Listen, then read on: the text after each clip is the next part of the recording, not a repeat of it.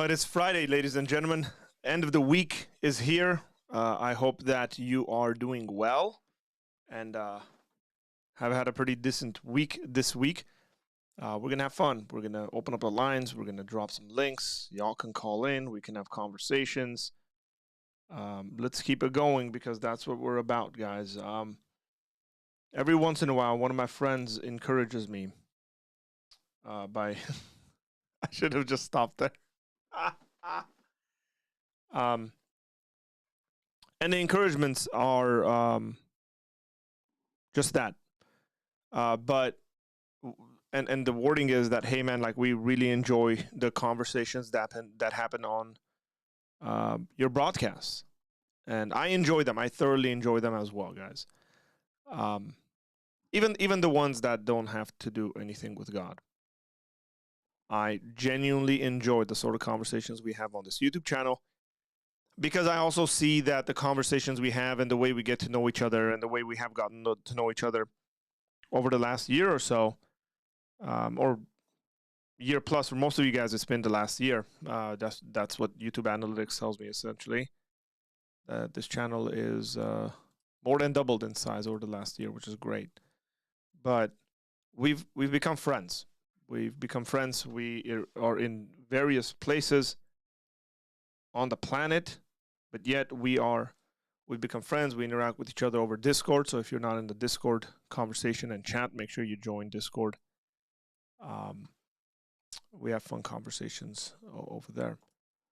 So welcome. Say hello. Jeremy Collins is in the house. It's not supposed to come through. I guess when it's your wife, it is.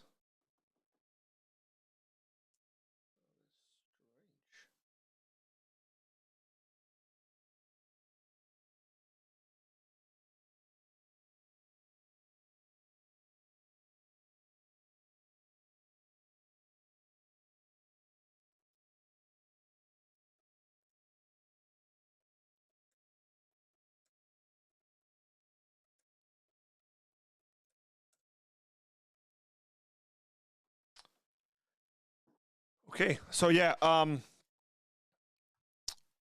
had to respond to the wife. Again, even just getting to know each other, different sorts of conversations we have. We hit 4855 yesterday. We've gotten 5 subscribers over the last couple of days. So aiming to hit 5,000 by the end of the year, guys. We have till January 1st to hit 5,000. Might have a Christmas celebration by hitting 5,000. I think we'll do it. I think it's manageable. I just need to pump out some videos. But I'm also learning how to use Adobe Premiere. So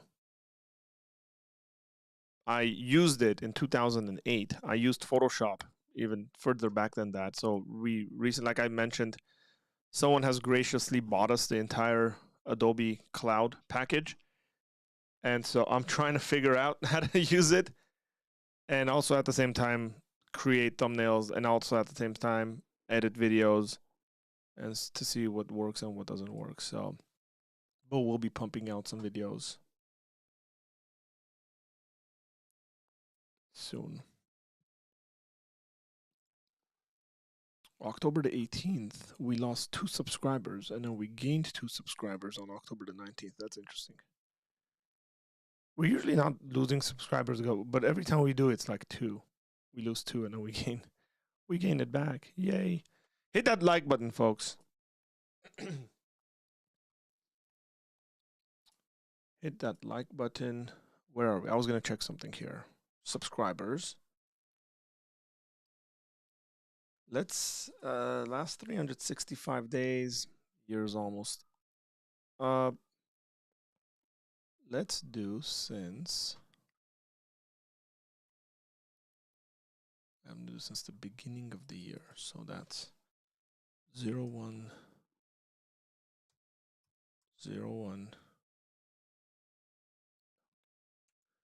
January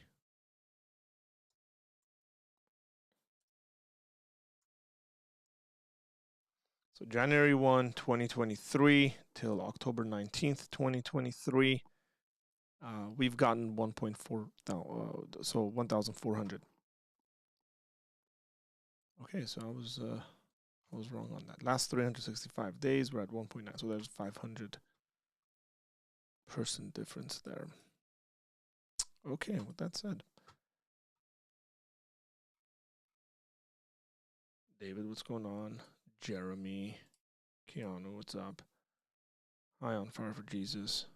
5K is coming, man. We're almost there. We are almost there, my guy. It's coming. We're gonna celebrate. We're gonna give gifts away. Maybe we'll go on the street for the 5K celebration. Who knows? I just purchased something that is, I'm actually monitoring it as to when it's gonna arrive at my house because it could arrive at any moment and I need to be at the door to actually give them a code to get it. But it is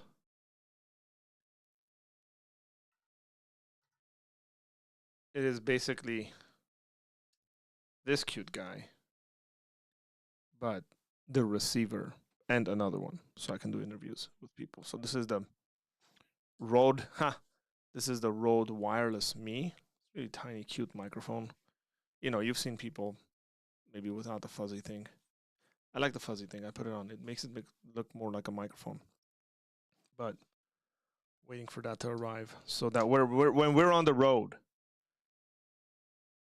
and even when we're not on the road, it could be like sometimes I'm with my friends just hanging out and we're having a conversation and I go, man, it'd be really cool for us to like have this conversation, stream this conversation. But then I go, well, we need a good mic. So I go, we need a good camera. But the camera situation could be solved very quickly. The phones are great. But I go, well, we need a good mic. Okay. And then I'm trying to solve that issue with the mics. So that's partly why I got the receiver, the transmitter, and then I got another transmitter so that I could sit across someone or I can have one and then we can pass around the second one and it catches the audio pretty well. And even if I'm behind a camera, these new ones, the receivers have a mic on them as well. So if you're behind the camera, you can talk and it'll pick it up and then the people up. So you technically have three cameras. Sorry, three microphones. So yeah, I might actually buy there's a little thing that turns this into a handheld. I don't know, you guys have probably seen it. You guys are on the internet a lot. So you stick it in there, kind of turns it into a handheld. And so we might hit the streets just interviewing people and coming up with some content.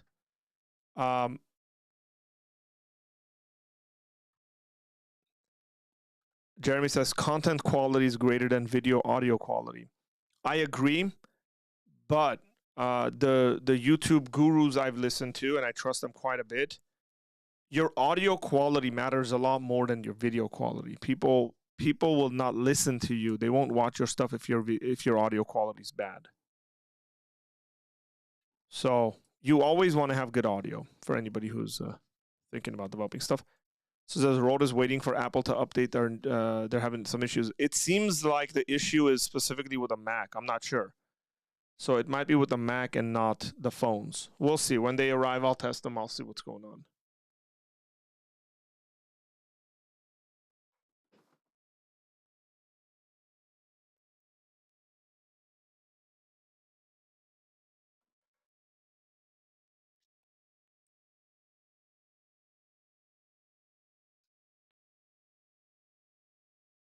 Okay, so let's see.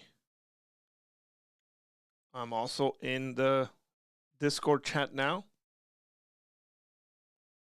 There's a couple of guys in there. If they want to come into the conversation, you're more than welcome to. Remember, we're streaming live for the Discord guys if they don't know. I think they do.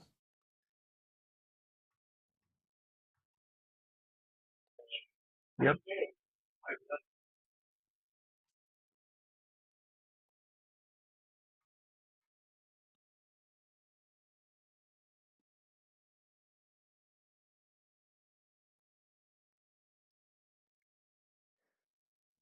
I thought I was gonna sneeze.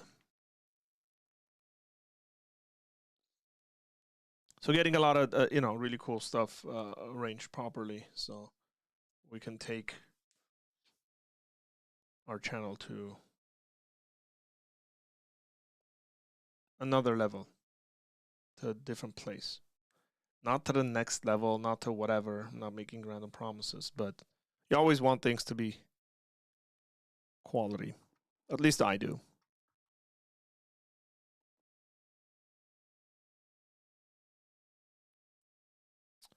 That's partly true. I still can't believe some of the people who blow up with the quality they have. Hey, man.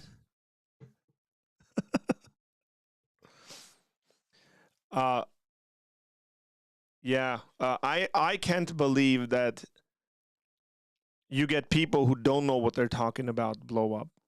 That bugs me probably a lot more. That you get individuals that are extremely uneducated, especially like within, like if I'm talking about the Christian space. I think there's a lot of people that their channels will like blow up, and they're just saying random stuff, dude. It's not even they're saying things that are controversial or there's different opinions on. They're just saying wrong stuff, plain and simple. And that bugs me a lot more because then I go, wow, there's a bunch of people that I look at the views and I go, man, 150,000 people watch this. Um, People are going to go on repeating this kind of nonsense. Yeah, actually, there's a popular video that got sent to me today. And it's basically I should pull this up.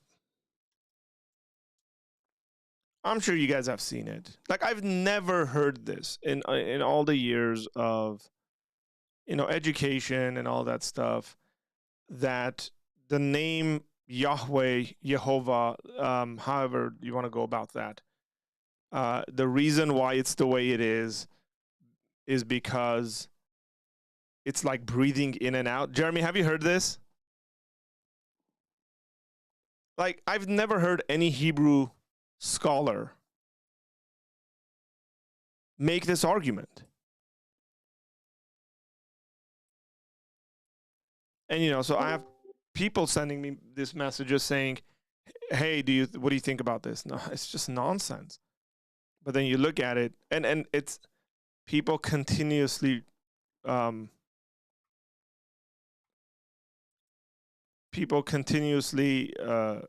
repost it. They repeat the same information, and then folks think that's like real stuff.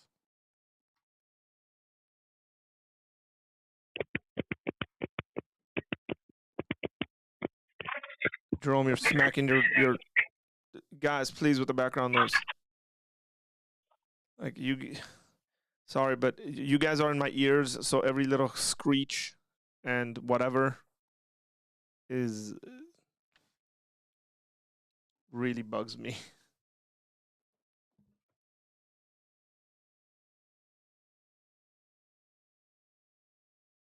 Well, what just happened here?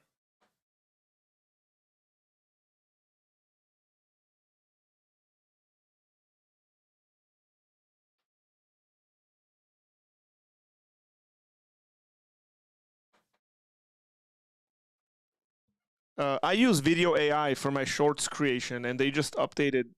This is cool.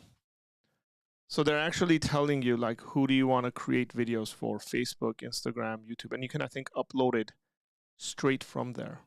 But now I'm confused as to where all my videos have gone. Dude. Oh, there they are. Okay, found them. That scared me a little bit. So new downloads. Ooh.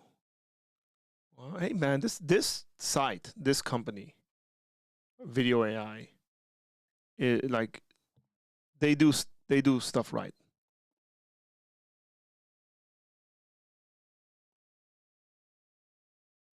They really do.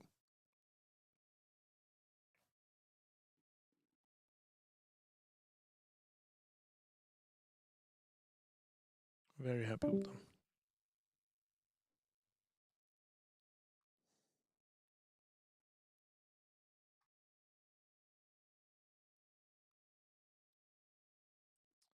As long as we have Pisabi, we'll be covered with the content quality. Hey, we haven't seen Pisabi. Seen or heard of them. Like, anybody know where he's at? How's my American? Goldfish 1997. How's my American going? The doing, I guess. Yeah, I'm doing good, man.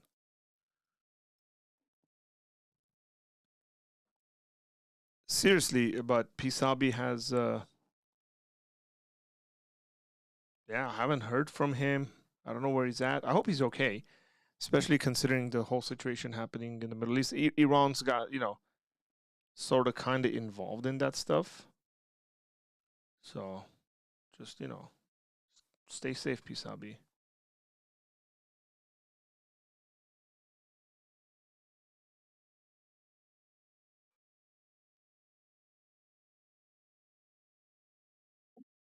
Is Wasabi not here in the States? I thought he was. Yeah. No, he's in the United States, but I'm just saying, Okay. Sorry, going in the. Yeah, I kind of missed it. Hey, your voice is really, really like. I don't know what it is. Like, if you have headphones, put them in, please. They are in.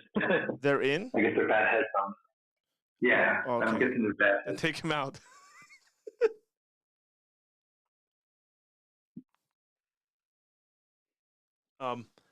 He said, "Sorry, going is an Aussie thing." Hey, well, it's good to learn Aussie.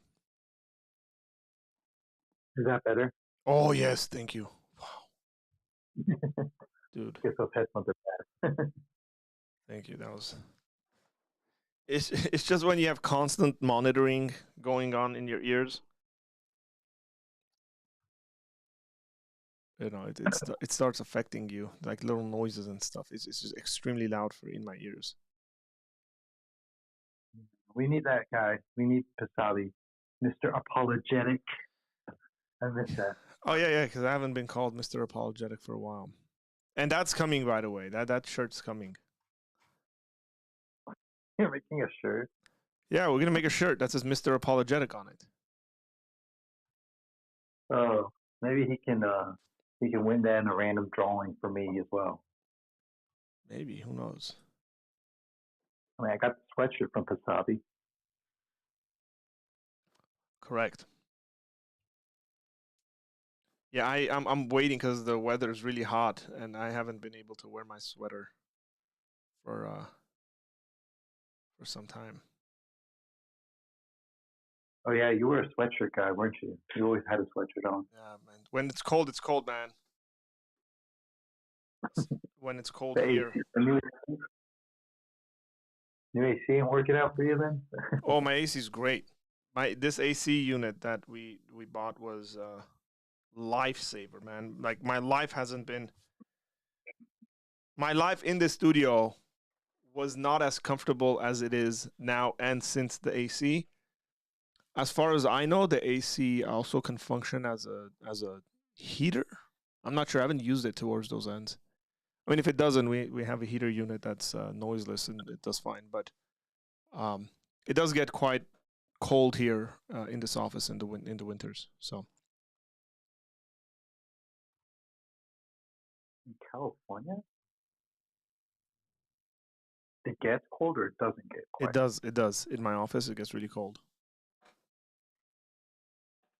You guys want me to tell you how hot it got in my office? So I actually lost a monitor because of the heat. Like my monitor broke. And the other two monitors I have, one of them, essentially the screen, the glue that holds it together, melted. Like it's separated from the monitor. That's how hot it was getting here, and I was scared. I was genuinely scared that that my equipment was going to get damaged. So thank God it hasn't. And then the AC. So the AC unit now is set on like a constant 72. So anytime anytime the weather is beyond that in here, it'll drop it down to 72. It starts working like 8 in the morning, so like I have it scheduled, so it's great because heat is really bad for equipment, and and all the equipment generates heat as well. For those who don't know, I hope you know. If you're living in the modern days, you should know that stuff.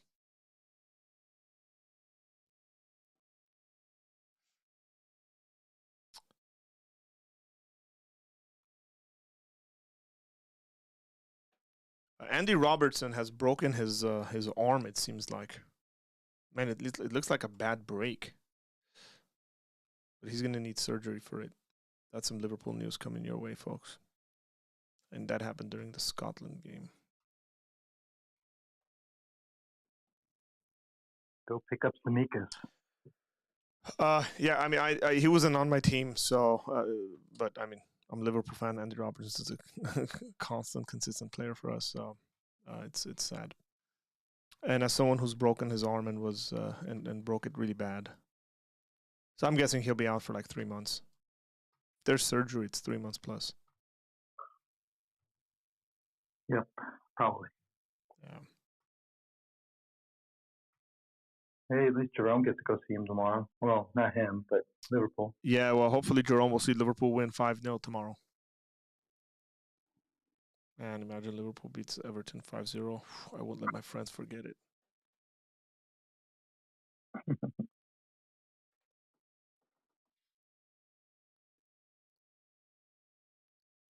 Are there any questions? Because I don't know if I have any. Yeah, nothing's come in.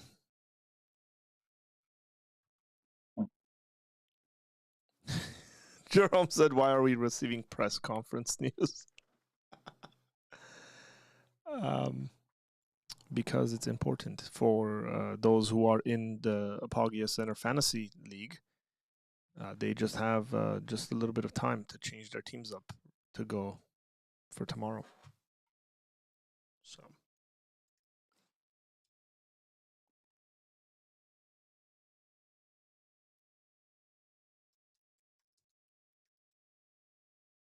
giving you a heads up, Jerome. Come on, man. 4:30 game for us on the West Coast.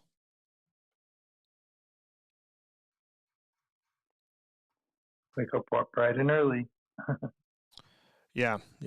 I'm gonna watch it from home. Hey, at least everyone will be asleep so you can concentrate. Everybody will not be asleep. At 4:30 in the morning? Yeah, so 4:30 in the morning, I'll wake up. My oldest son wakes up with me, watches the games. Most likely, my youngest son will also want to wake up and watch the game. He's been asking recently quite a bit, and then we make noise when there's goals scored. So we, no promises, but we might end up waking everybody else up in the house. Mrs. Apologetic will not be happy. Yeah, she will not.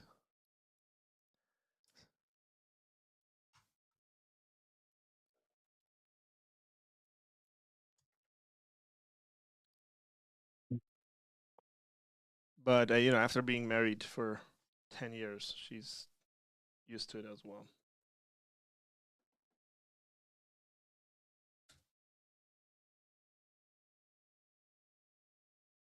I'm not the best person to be around if Liverpool's losing. I'll tell you that.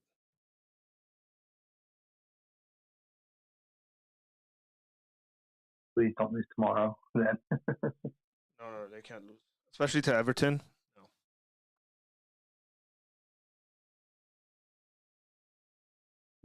Derbies are harder than you think, bro. Oh, it's a very hard game. I don't deny how hard it is. It's just that's like I'll be okay with them losing to anyone else except Everton. Everton and Man United, I wouldn't want them to lose to. Those are the most difficult ones to. I imagine. For some reason, Wolves is always hard for us. It's not even like a real derby. It's like somewhat of a derby. The Wolves always play the Cubs.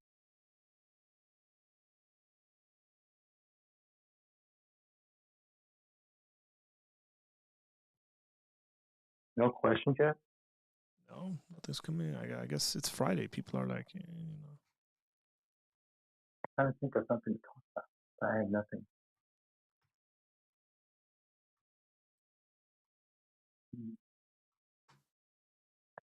And then we got lurkers in the Discord chat.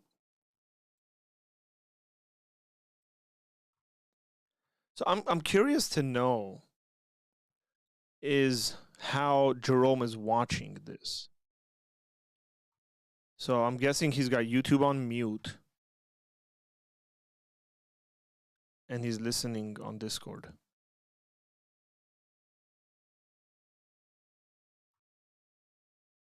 You can't mute YouTube on your phone though, so you have to be doing it on a computer. Yeah. Curious to know how he's managing this. You can just pause the YouTube and like still be in the chat on the phone. That's true. That's an option. You know, he so could. The chat will still be live? Yes. He could just tell us, you know.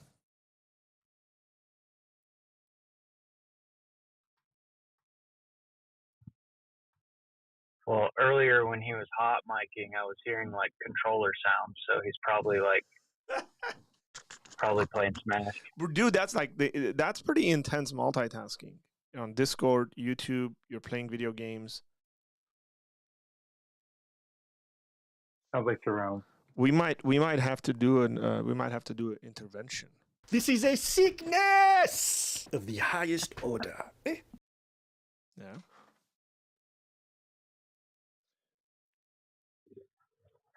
Okay, so he said I have an interesting setup going. So there is a setup. There's a setup to this.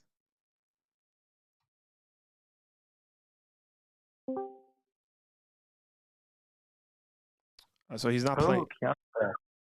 Taylor didn't say that. That was Jason. Welcome back, Keanu, what's up, man? Jerome said Taylor's lying because I haven't played Smash all day. So that was Jason. Hey. Well, I said that he's probably playing because I thought I heard controller sounds.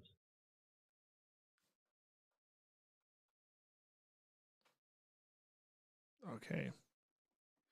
Okay. So I do have a question. Mm-hmm.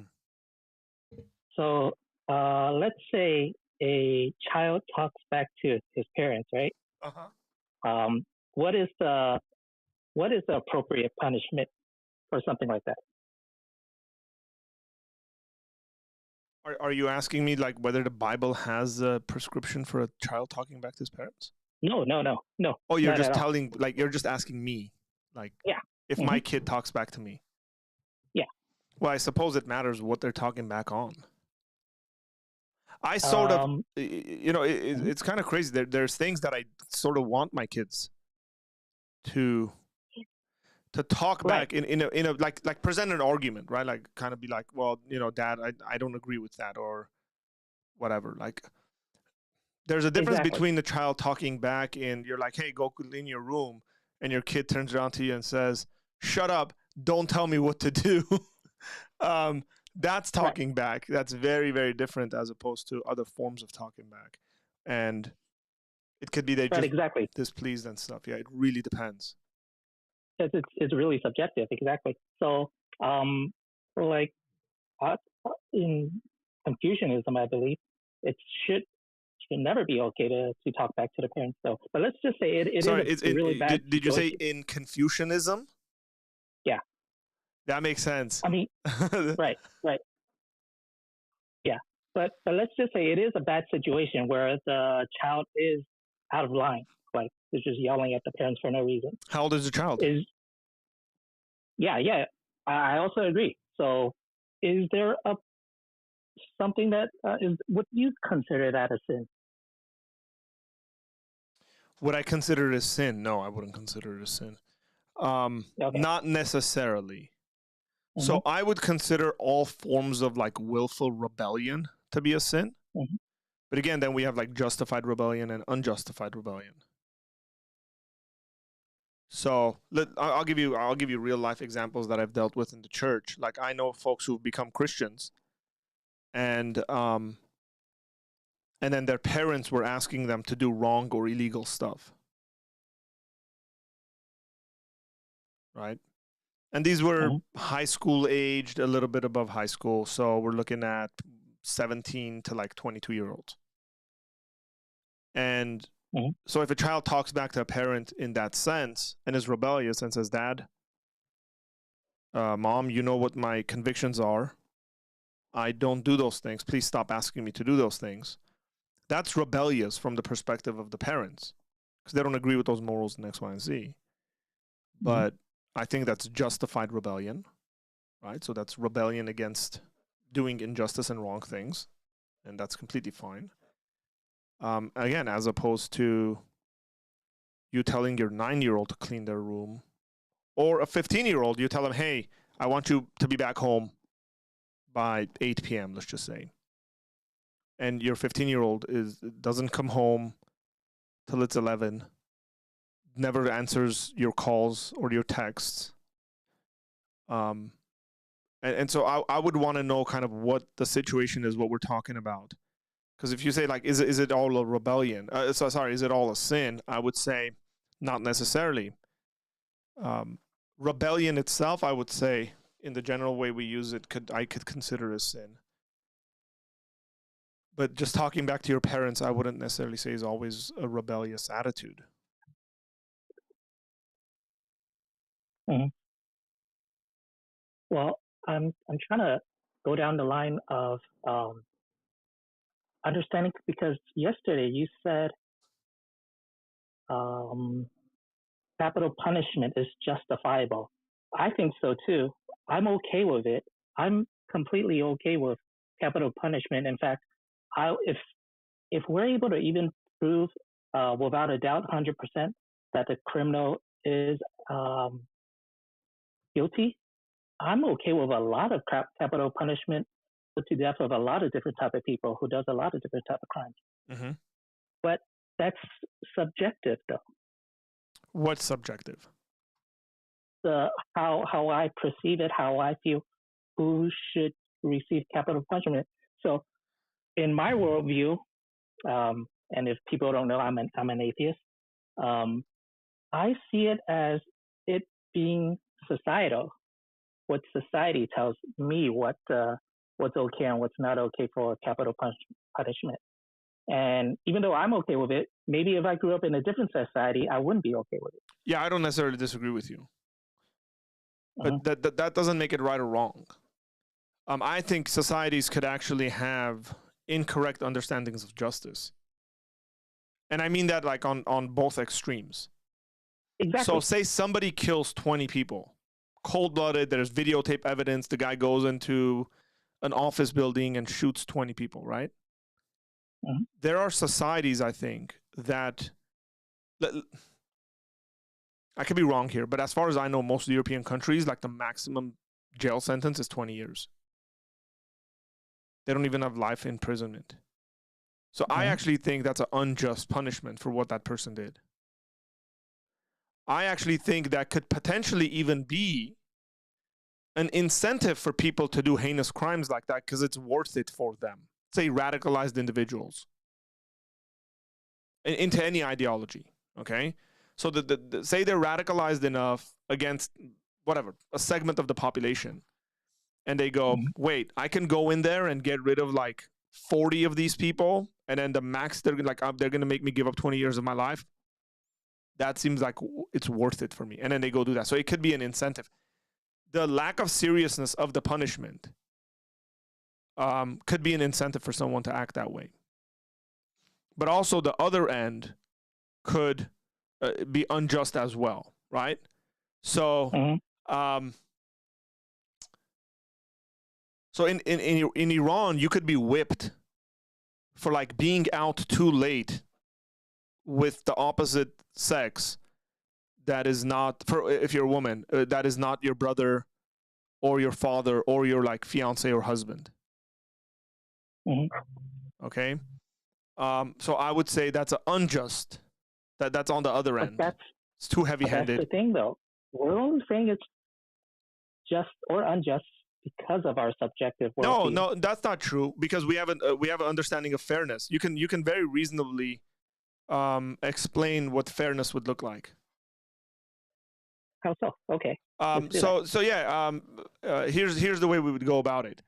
I'm stealing this from someone. Okay, so this is a story that was told by someone who said their 7-year-old kid came into the house and they had been studying racism. They had been studying. It was February, I guess it was Black History Month, and so the father, who's a philosopher, asked the daughter, I think 7 or 9 years old, said, "Do you think racism is wrong?" And the child said, "Yes." And he said, "Why?" And the child said, "Well, God thinks it's wrong." So he said, "Let's just for a couple of seconds presume God doesn't exist." Okay, and like. So here's the way he went about doing it. He said, say the house is on fire. He had some scratch paper or some napkins in front of him or whatever. He said, suppose the house is on fire and you had the option to choose to save this crumbled up piece of paper in front of me or this painting on the wall. They had a nice painting on the wall. Which one would you pick? And so the daughter said, well, I'll pick the painting on the wall. Well, he said, why? And she said, because it's worth more. Right? It's more valuable. And so he said, okay, but suppose it's the same situation and your choice was between the painting on the wall and your sister. And the kid said, my sister. So, well, why? Well, because my sister is worth more. And so here's the principle that he developed out of there is that equals ought to be treated equally and unequals unequally. It is a purely rational way of developing a principle, you could say, to a even 7 to 9-year-old, that equals ought to be treated equally and unequals unequally. That seems rational. So I think the same could be applied when it comes to punishments, where if you do a certain crime, your punishment for that crime ought to be equal to the crime. We deal when it comes to compensation law, this is the way we treat it, right? You get in a car accident and your car is totaled. The insurance company looks at the current, not the amount of money you bought that car for, but the current value of that car, and will pay you out the value of that car in the current market. Now, suppose I had a friend that this happened to a couple of years ago, when the car market prices were pretty high. He had bought his cars for a certain amount, but the car, when he flipped his car, and that car was worth more than what he had bought it for. And so the insurance company was liable to pay more than what the car was worth when he bought it, which they did. So this is a fairness principle. And I would say when it comes to punishment, we ought to be asking the question whether the punishment the individual is getting is equal to, is fair, let's just say, to the crime they've committed. So if somebody jaywalks, you don't put them in jail for 3 years. But that's the thing. I don't think there is a fairness. Like, for instance, you're talking about car. My wife's car was given to her by her mother, which has now passed away. The car itself isn't worth much, but to my wife, it's worth a lot. And she's been driving the same car for over 20 years, and she is fixing it regardless because it's worth a lot more to her. Yeah, so that's why when it comes to this, is partly why we have judges and stuff like that, and they might take into consideration sentimental value and stuff like that, but in an accident sort of case, they're not going to care about sentimental value. Exactly. Yeah, so because it's not the value of the car in the market. That I qualified it. Exactly. Yeah, but that's not when it's not fair. Huh? So there's no fairness. That's not true. You just gave one anecdotal evidence of sentimental value and then went on to conclude. Wait, hang on. You went on to conclude that there's no such thing as fairness in totality. No. I'm not saying in totality. No, I didn't say that. Okay. So would you agree with the principle? Would you agree for, with the principle that equals ought to be treated equally and unequals unequally? Yes. Okay. So that's essentially a definition of fairness we're trying to come up with. So in any situation, you want equals to be treated equally. But it requires the two parties. Let's say you took something from me. It requires the two parties to be able to say it is equal in order for it to be fair. Wouldn't you agree? Yeah, I don't necessarily disagree with that. Mm-hmm. I'm not saying there isn't. I'm not saying there isn't subjectivity in these sorts of things. Right. Yeah. Okay. When we talk about kind of crimes, right? So, say somebody breaks into someone's house and steals $100,000 worth of stuff. And I'm not very much in agreement with the way we prosecute cases like this in the United States. So I might be So what would be the rightful punishment for an individual like that? Yeah. Would it not be to compensate the individual the amount of money that they've stolen? That seems pretty fair. That is as good as we could get. Yes. Yeah, but it could also be that you might have to compensate this individual for the extra trouble they had to go through. Whatever, fixing up their home, you broke windows, you did damage to the house. Now you made them hire lawyers, right? Like these are the sorts of things that we think about when it comes to the sorts of compensations, right? Like think about like divorce attorneys and stuff. Like you have to pay for the opposite. Like if you lose a case, you have to pay for the opposite person's lawyer fees because you were at fault. Now I think that's a way more fair compensation system for whatever that person, steals $100,000. Pay the $100,000 back. Well, I don't have it. Well, too bad. We're going to figure out how you're going to pay that back. I think that's way more fair than sending that person to prison for 20 years or whatever it may be. Or not. Or, send them to prison for a year or something. Like, it would be very interesting the way we would manage. Like, how many years... Sorry, I keep cutting you off. But a good question to ask there would be, like, how many years did this person have to work to acquire that material that he has that's $100,000 worth? Because it could be that they worked for, like, 15, 20 years to acquire that material.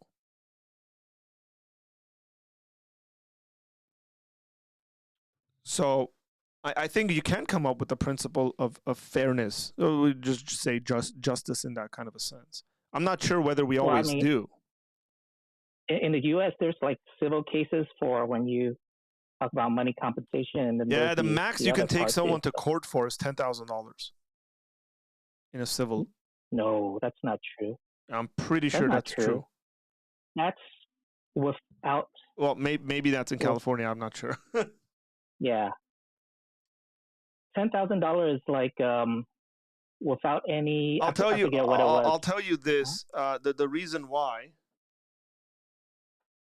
is because my wife got in a car accident a couple of years back. This individual's at fault, very clearly at fault, but for some reason they thought they weren't at fault, and they tried to sue my wife, and they took her to civil court and. It was interesting because it was for $10,000, and so we asked our lawyers, and we were like, "Hey, why is this for $10,000?" And they were like, "Oh, that's the max they can do." So small claims, if you are suing small claims or limited civil, it's $10,000 in California. Yes, exactly. Yes, small claims. Yes. Yes. Yeah. So let's go. Let's move on to the other part of the conversation, which is. Let's say someone takes the life of someone that's dear to me. There's no way to make up for that. I don't care if that person gets executed. I don't care. There's Yeah, so nothing that can happen. society, this is where the logic comes in. Society is not considering your personal attachments and feelings because they can't. It becomes way too subjective. Well, that's no. I don't care about the society part now. No, of course you should. You live in a society. No, that's not what I mean. Okay. Or else what's going to happen? What I mean is, okay, I care in that of course I don't want, that's why I'm okay with it. Let's say I know 100% someone is the murderer. I'm okay with capital punishment because I don't want that person to end up murdering someone else. So I get what you're saying. I get what you're saying. But what I'm trying to say is that there's a certain point in which society at large doesn't have access to certain information. So they try to make laws and the justice of it as logical as possible. They put emotions out of it. Rightly so. Because emotions are a flimsy thing. Okay. When I say I don't care about society in meaning, I agree with society that this is the best that we could do now. And that's why we can move on with that part. But that's why I think it's okay to justify it. But what about your worldview? How does your worldview justify it? So my worldview would say that there's certain things, and again, not all Christians are going to agree with this because it's not clearly cut out, I think. But I think you can definitely make a case when it comes to murder. I think you can make a case when it comes to heinous crimes of that sort, in which the person forfeits their life to live. So when somebody commits that crime, they're essentially voluntarily saying, I'm not fit to be a part of this society anymore because I have, what's the word? Devalued a thing that is of a very high value, right? So like within the biblical standards of things, like one of the things that gets called out quite a bit is indentured servitude. People speak about that. So one of the forms of indentured servitude in the Bible has to do with like not being able to pay back your debt. Okay, so now this is a society that didn't have banks and so on and so forth. And so whenever you would borrow from other people, and if you couldn't pay them back, you'd have to work for them until your debt was paid back. And then you're set free. But then there's other crimes where it's just punishable by death because of the higher value of the offense that has been committed. We sort of went over some of this stuff when we were doing a review of the Exodus studies by Jordan Peterson, because the laws that they were going through sort of deals with some of this stuff. So like the Bible actually sets up cities of refuge in the Old Testament, in which if there's an accidental death, you could run away to that city of refuge and nobody could do anything to you, meaning that like if there is siblings or parents or something like that, or children that would want to bring about revenge on you, they wouldn't be allowed to do that. Predominantly because these were societies in which revenge of that sort was justified. And then they would have to go through the proper court channels and then see what the punishment is, because the death is an accidental death. So say you get into a bar fight with someone and you end up killing the person, but you didn't intend on killing the person. Correct? That we would both assume the punishment for that should probably be different than what we would generally consider premeditated murder. And the Bible actually qualifies these things. When you read Leviticus and you read the law in the Old Testament, there's qualifications. So the way it will be worded is something like, if somebody lies in wait for someone else and then comes upon that person and kills them, then here's essentially the punishment. But if there's two people that are in a fight and he strikes the man and he falls down and hits his head on a rock and dies, that's a different sort of punishment. that's why I didn't want to rely on the Old Testament, because if you're going by what's biblical and what's allowed for the Old Testament, then adulterers should be punishable by death. Then. Yeah, I'm not saying we institute Old Testament law. What I'm trying to explain is that within the Christian worldview, we have justifications as to what crimes are punished in what way. Right, but again. Here's a really cool example. Okay, let me because I went to a conference a number of years ago, and one of the sessions there was very intriguing to me. I was like, dude, I want to go sit in on this. So this guy was a lawyer who was a Christian theologian. He was a Christian. I shouldn't say theologian because he wasn't. He was a lawyer, and he had looked at divorce cases from pre-colonial America. Okay, not pre-colonial. Like pre-United States, right? Like before the states became the states, during the colonies, okay? And because divorce, like you just brought up, the official law, the official to the letter, the law said, if you commit adultery, it was punishable by death. So this guy had looked at multiple cases that we have on record and try to find if anybody was ever put to death for adultery, and he couldn't find any, even though that was what the law was.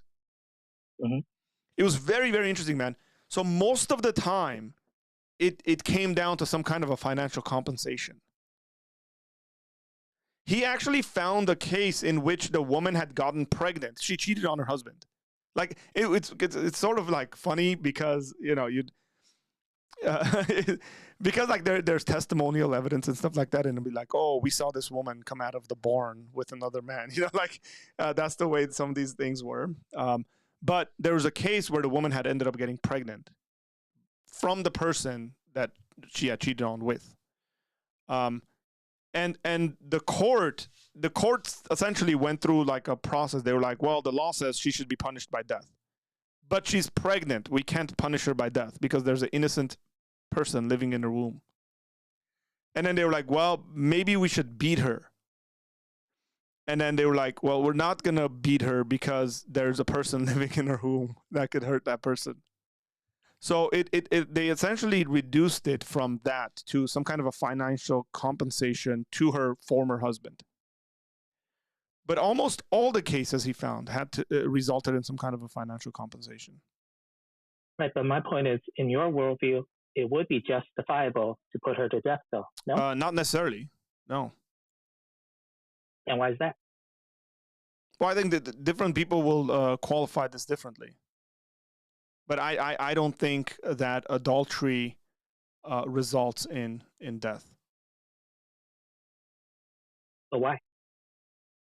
Because I don't think that's reasonable not that in today's society. Necessarily has to. No, because we don't live. I'm not saying necessarily have to, but it is okay. In God's eye, it is okay. You got to qualify what you mean by it is okay in God's eye. So. I don't think it's okay. So let me put it this way. I don't think it's okay if God hasn't communicated that law to those people and those people haven't committed to living under those laws. So in the Old Testament, a lot of people miss this out, okay? There is a contract that the people sign with God to live under those, like that's what the law is. It's a contract relationship. Okay? Yeah. So the people are agreeing to live under those laws.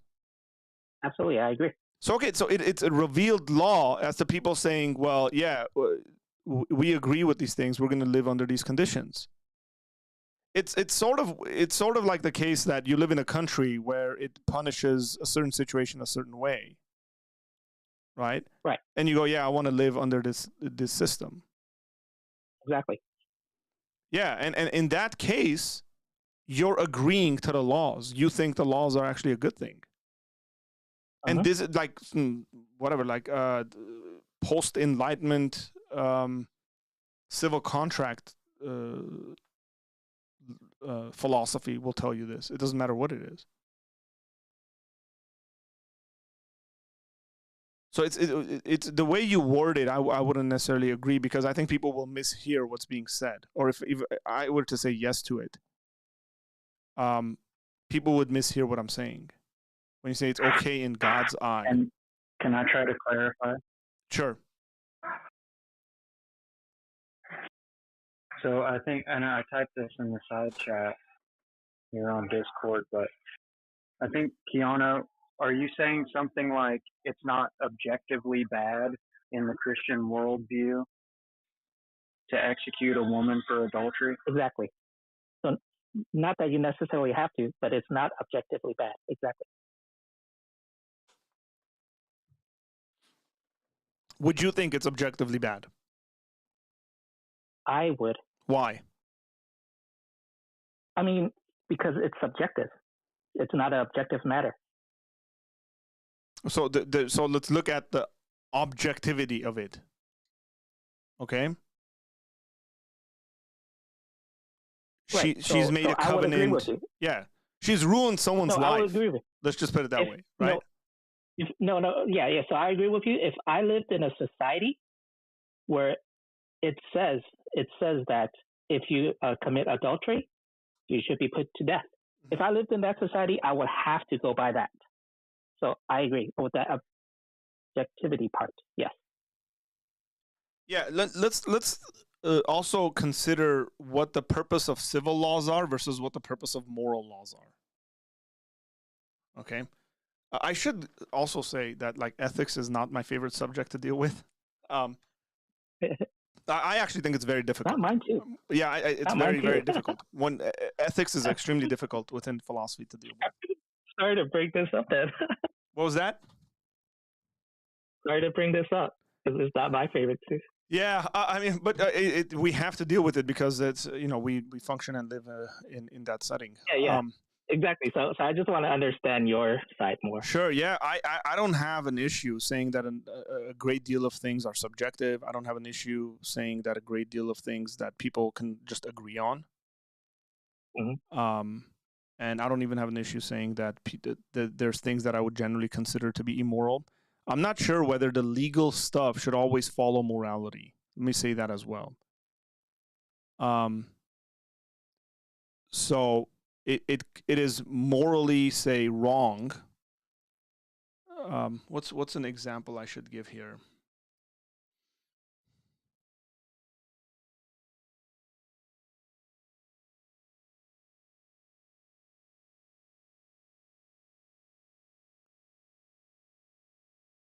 What's a non-legal moral standard? Lying. What? Right? Like, you'd say it's morally wrong to lie, to be dishonest intentionally. Correct. Yeah, but correct. It probably shouldn't be illegal in general. Correct. Is that a good example? Yeah, I think that's a good example. I'll go with that one. That's why initially I gave out the example of a kid who's a.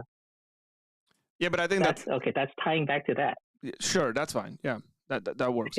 But what I'm saying is that, again, just to know that my Christian worldview, specifically to Arthur, not everybody would agree with this, but I don't think not all situations that are immoral should be legally held accountable. Like, we should punish people for it. Okay. So this is why, I think adultery is immoral, but I don't think that there should be a punishment for adultery. Now, there has been historically a punishment. Here's where we get to the question I was asking about. What is the purpose of the law? It seems to be that the purpose of the law is to refrain people from committing certain acts. I can actually biblically argue that people didn't put into practice those laws specifically. There's room for grace. So let's just use the adultery situation. right? Are there people in the Bible who commit adultery? Yeah. Yes. Are they all put to death for it? We I don't have think so. one example in the Bible where somebody's put to death for adultery. Really? Not even one. Not even one. And Oh, come on. so I'm serious. Okay. There's zero. What about that lady that she didn't even commit adultery, which is really messed up. She did. No, she did commit adultery. But no, I'm saying the one that got locked outside and Well, I thought, no. They say they bring her to Jesus and they're like, we caught her in the very act. What does that say Are we to talking you? about the same person? You're talking about the New Testament where they bring the woman? No. I'm talking about the Old Testament where the husband chopped her up because of the Benjamins or something.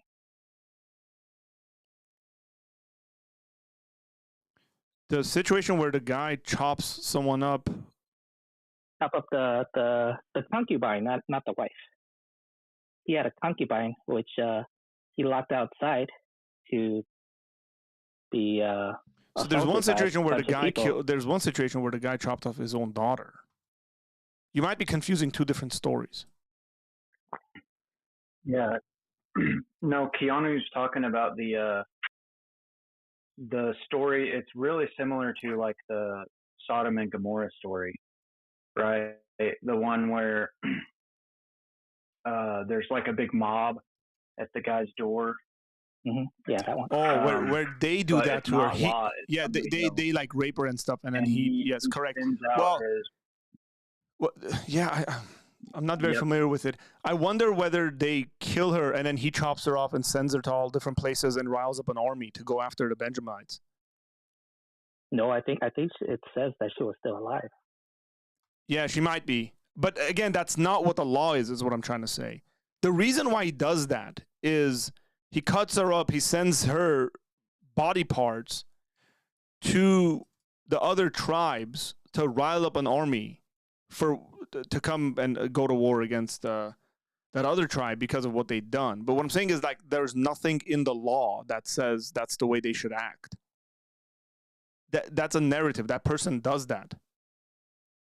Where I'm talking about, the law says in the Old Testament that you ought to do X, Y, and Z, and then somebody does X, Y, and Z, and then they punish that individual for doing X. So David commits adultery with Bathsheba.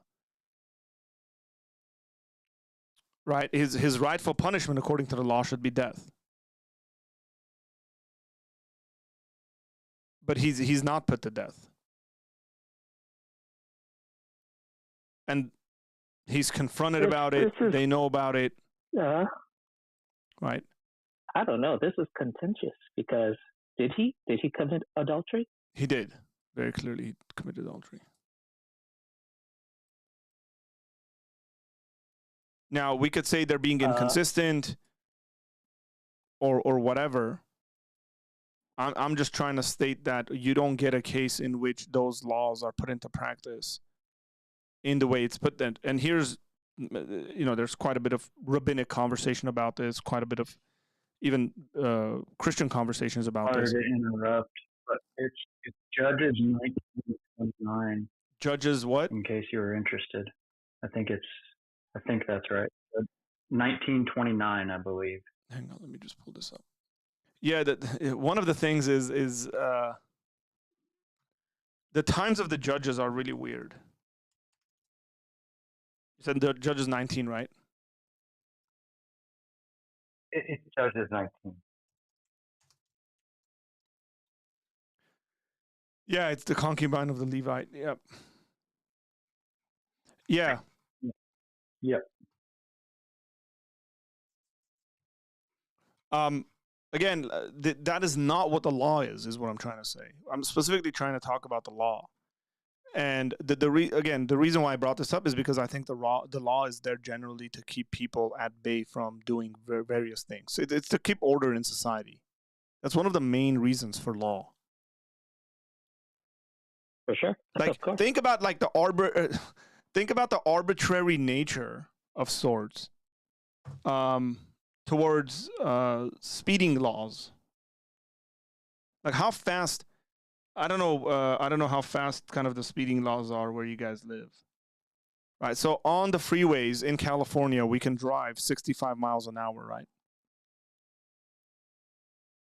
Like, that's extremely arbitrary. And I actually think it's pretty bad because when they came up with those laws, cars were a lot slower and they didn't have the sort of power they do now. So I personally think they should probably push that up to like 75 now. Everybody drives 75, 80 anyways. So people are driving 10 to 15 miles an hour over the speeding limit. And cars were way less safe than too. Sorry, was that? Right, there's a lot more safety features in modern vehicles. Correct. A lot more safety. It brakes for you. It does X, Y, and Z. You have, airbags and whatever. I remember going to Arizona, and then I hit the Navajo Nation in Arizona, and there was no speeding laws. It was 2 lanes. It was straight, desert. I'm driving 90 miles an hour, and I had a car come behind me and start honking because I was driving too slow. Okay, the guy was like, he was flying. He was like going 100, 110. Okay, what I'm saying is, what's the reason for the law? Essentially, it's to keep order, so everybody's not driving like maniacs. Legal systems, legal laws are developed in ways for the purposes of keeping order in society. And I don't necessarily have an issue with putting something on paper and saying this is the punishment for this crime to keep order in that society, even if it looks harsher. And then, like, in practice, you reduce that, you reduce the punishment. So divorce is a very interesting case. I've thought about a little bit about this, and I'd like to hear what your opinions on this, guys. So prior to the 1970s, you couldn't just get a divorce in the United States. There was no irreconcilable differences. I hate that term, by the way. It seems to me that most differences are actually reconcilable. But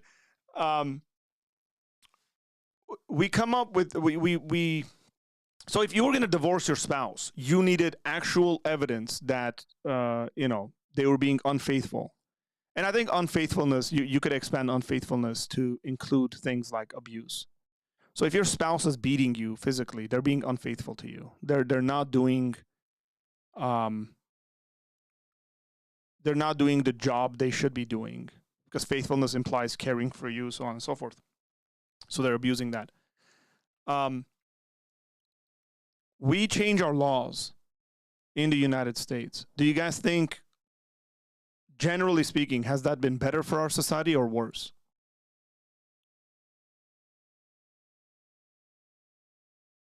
I personally think better. You think the United States is at a better place when it comes to the family post 1970s than before?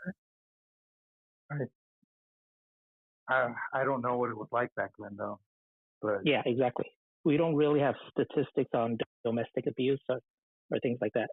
So it's hard to say. It's not hard to say. I do think every single statistic is, dude, I have a book next to me that I can read off for you the statistics when it comes to children's welfare, suicide rates amongst teenagers, like just sexual activity, transmitted diseases. Yeah. The numbers will make you like collapse if you care an iota for young people. It is not. There's no arguments over whether it is a good thing or a bad thing for a child to have both parents in a household. Even if those parents don't have the best of marriages, they're like the most romantically lovable kind of sort of thing. I literally, this is a very, very recent, up-to-date, well-researched book. Specifically, it's about teenagers. But I think quite a bit of those things goes back to what the situation is in the home. When you asked that question, Arthur, I wasn't thinking about everyone that's affected by the divorce. I was thinking more. Well, again, that's why I said who, society. Yeah. That's why I said Yeah. society. Do you think it's better for our But when society? you say it that way, yeah, it is worse. But I'm not 'Cause one there's of those people like that I'm not one of those with- like romanticized people that thinks like the 30s were like the best time to live or something, or like fornication and adultery wasn't happening in these periods of time, and there wasn't hypocrisy or something. Like I think I'm a pretty level-headed student of history. But I never looked into it myself, but I still think things are better now than before. Do you think our society, in regards to family units and the health of families, is better? I don't.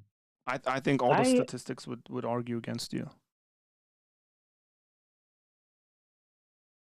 Brother, how many people are sick? Let me just ask you this question. How many people are sick, physically, biologically sick, with diseases because of our view of just premarital sex? How is that better for our society? Like, we literally have people in the millions who have died because of sex, just uncontrolled sex, and are sick on medication, are sick in hospitals because they didn't follow in what I would say is very basic biblical principles of not having sex before marriage, or having other partners when you're married. Like, just if we go just on that stat, it's pretty clear to me that we're worse off. So I honestly don't think we've gone up in the amount of promiscuity. I think a lot of people were cheating back in the days, and a lot of this was just gone unnoticed. I don't think that's true. Know. I think you can research that in the last 40 years, 30 years. You don't have to go that far to see. Yeah, you don't. Hang on, one second.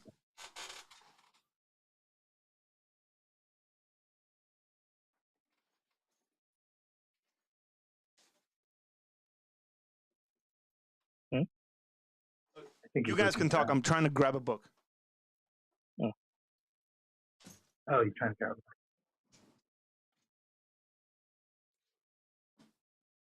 But I don't know about this subject matter as much as you do, so I could concede to this point. No, I'm just again, for me, it's. I'm not trying to win or something like that. We're looking at like just society, okay? So I can speak to a little bit because I was a kid who went through divorced parents, and I have been divorced.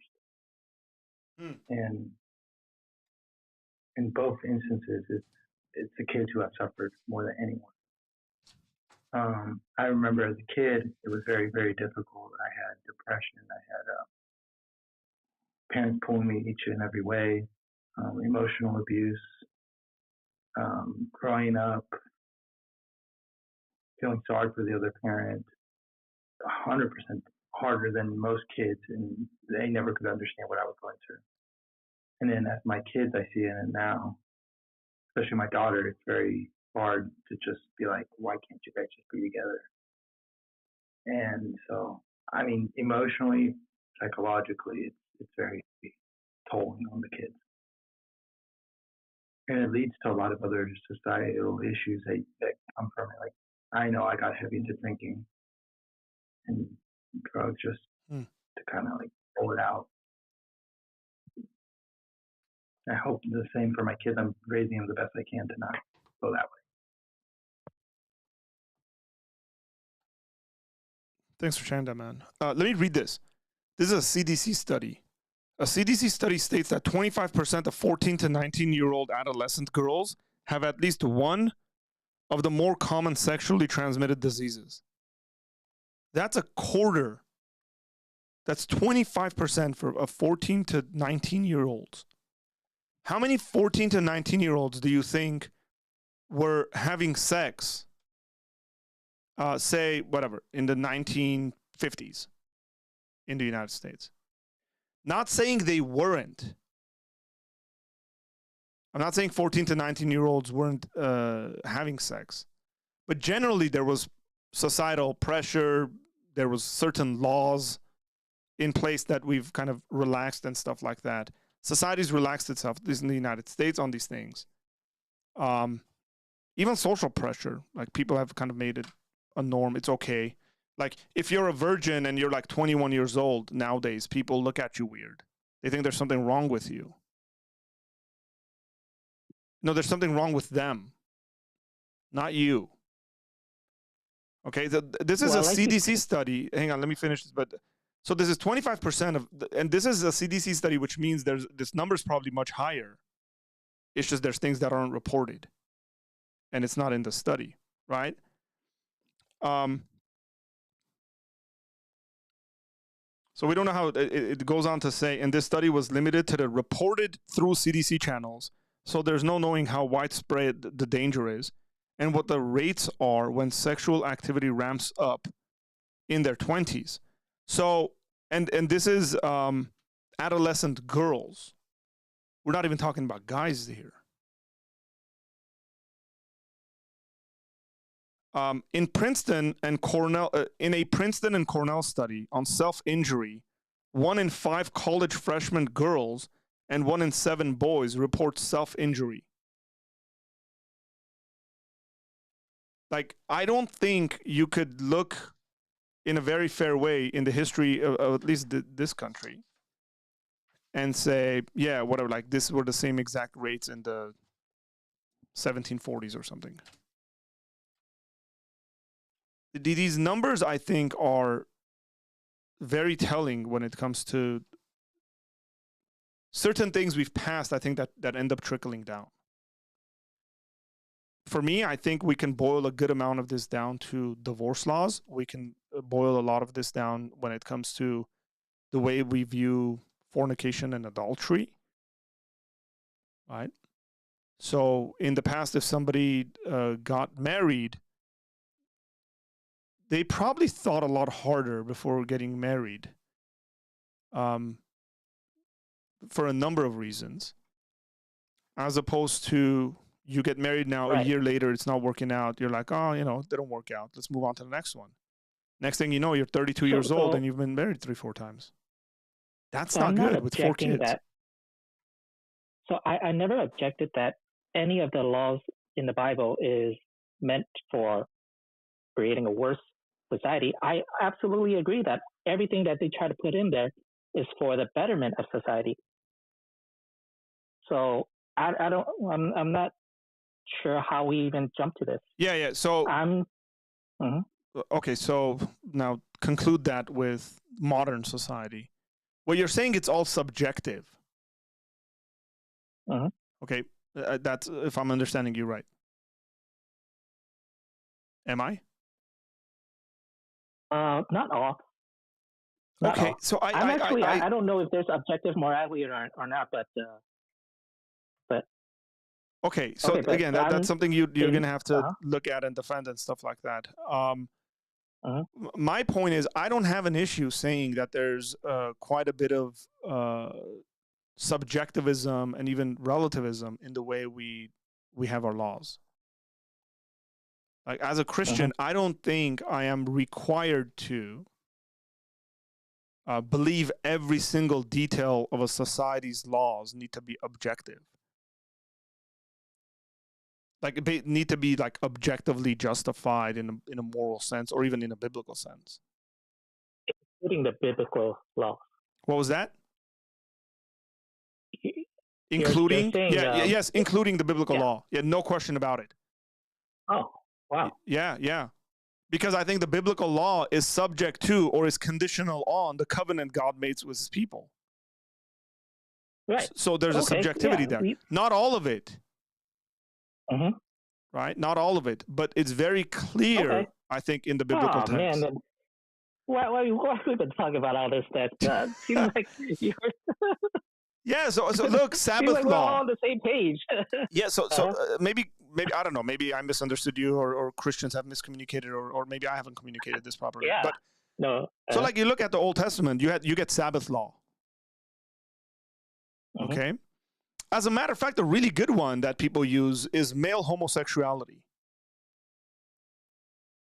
Okay, male homosexuality is punishable by death in Leviticus. So I personally don't like it when Christians speak about homosexuality and they quote Leviticus.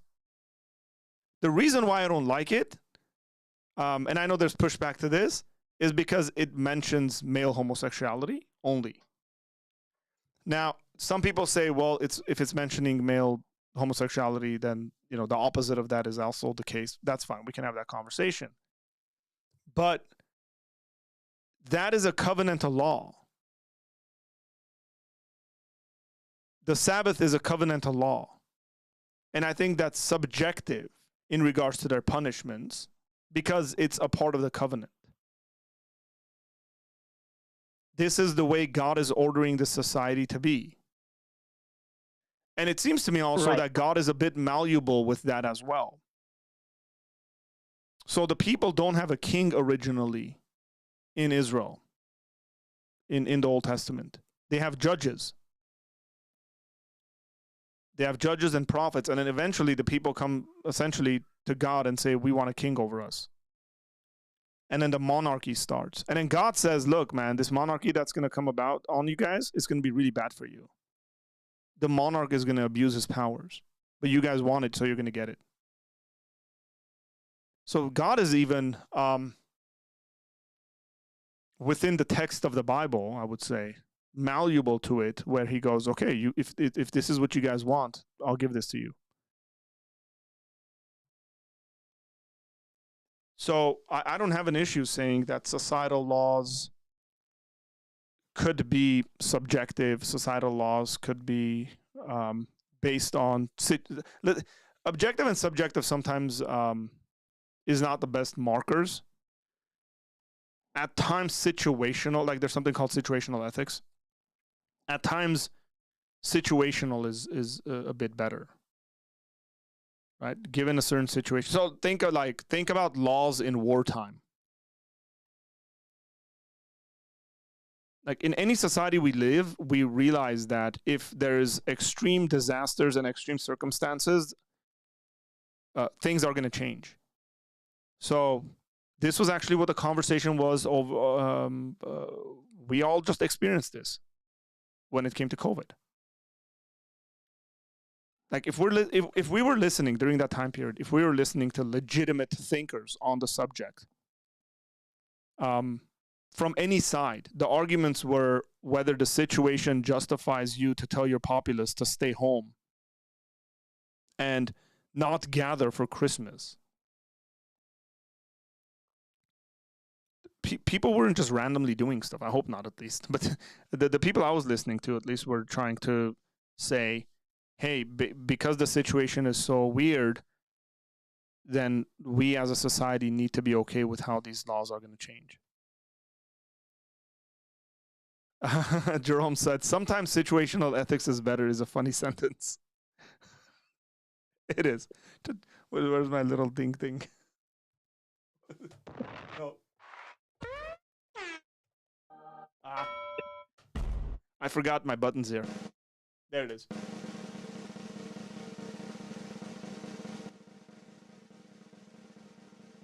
This is a better one, I think. Oh, it's not there. This is it. Now, Whatever. Add the button, but it's not working. So based on the situation, situational ethics is better is essentially what we're seeing here. This brings me to another point that I want to bring up is hey, just for our viewers, I have a delivery that's arriving. My delivery person says this is. Hang on. Sorry, I gotta go outside and greet my Amazon driver. So I'll be right back because I gotta give him a code to get my package. You guys can talk. People can hear you.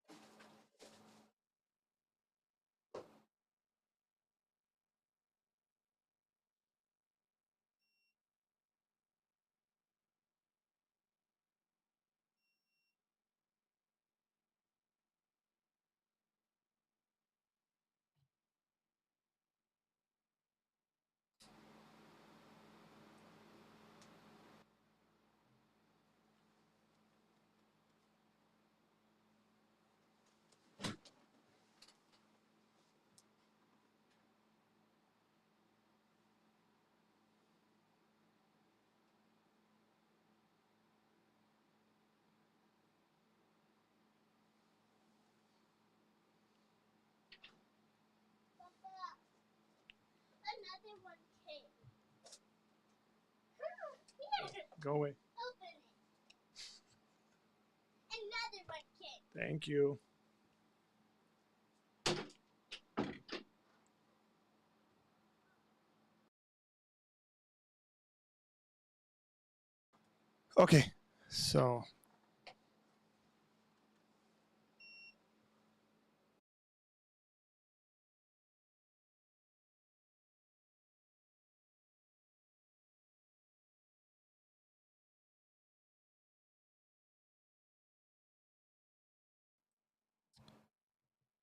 Okay, so I'm back.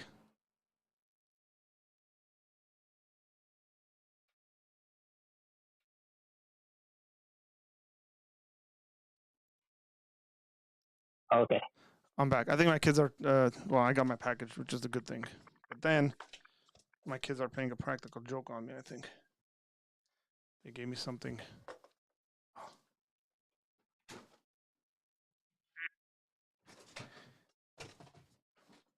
If I didn't get this, I don't know when it was going to be there. It was going to come back, so. And then I looked at my computer and it said, "You are the next stop." And I run out there and the guy's like right in front of my door, so.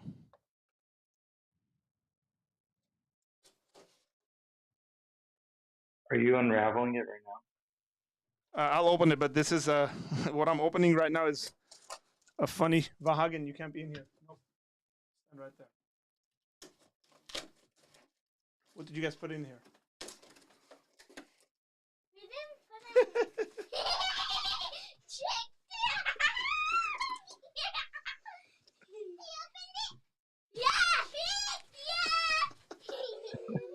There you guys go. That's my life. Thank you guys. Okay, go.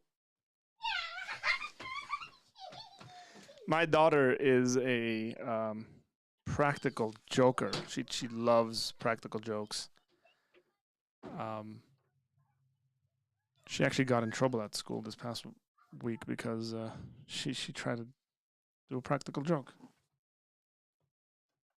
But that's what I was waiting for.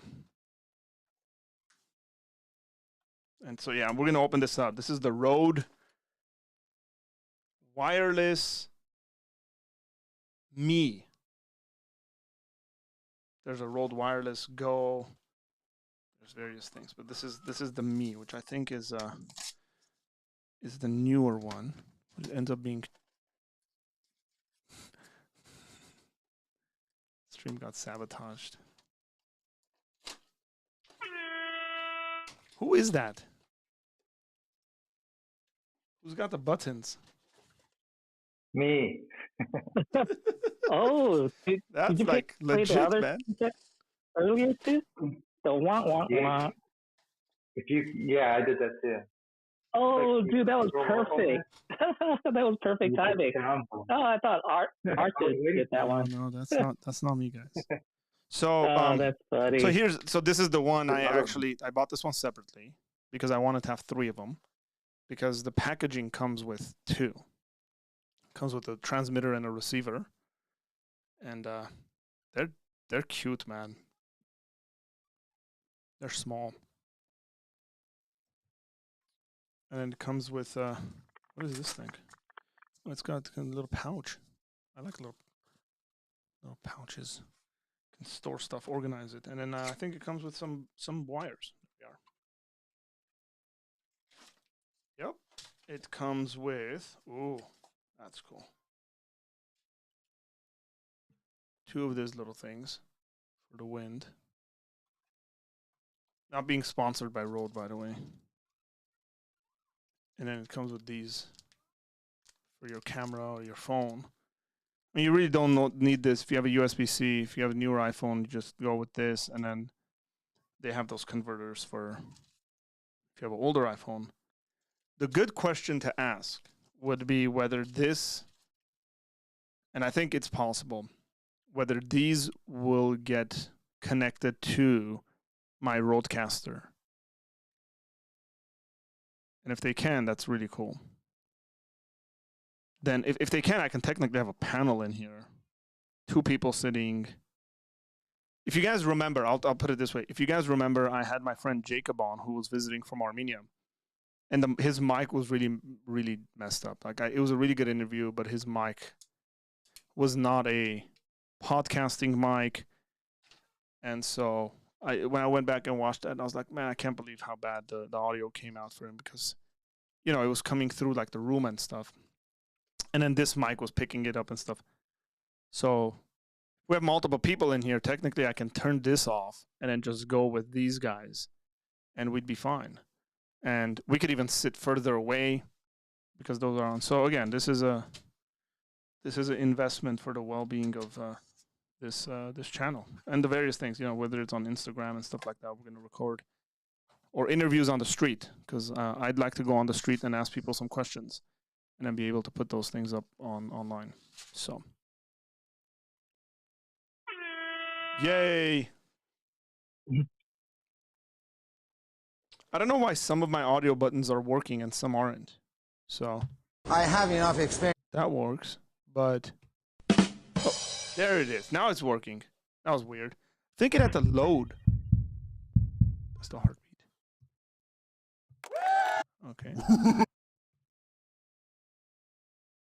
I see that one's not working. Do you know how to use the Discord one? They might need to load or something. I don't know. On Discord, if you're on your phone, you just Jerome said, not looking forward to Apologia Center Speakers Edition. A Speakers Corner Edition. So, Jerome. So I think Speakers Corner in England, for those who haven't seen the Speakers Corner debates, especially between the Christians and the Muslims, which is the most toxic thing on the planet, in my opinion. There are guys at Speakers Corner that have 8 of these on them because everybody's just went and attached theirs to the speaker because they're all creating content online. It's so bad. Oh man, no, that's not. I'd legitimately just want to hit the streets and ask people questions. Not necessarily debate and stuff.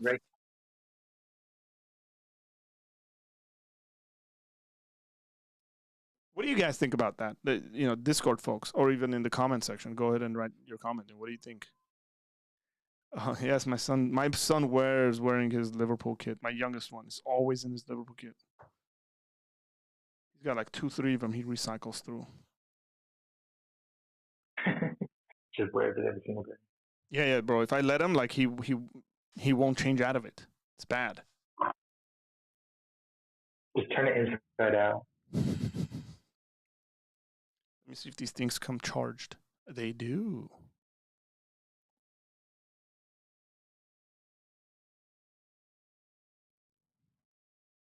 We might actually test these like live. Like right now. Yeah, I can connect it to the Discord. How would I monitor it?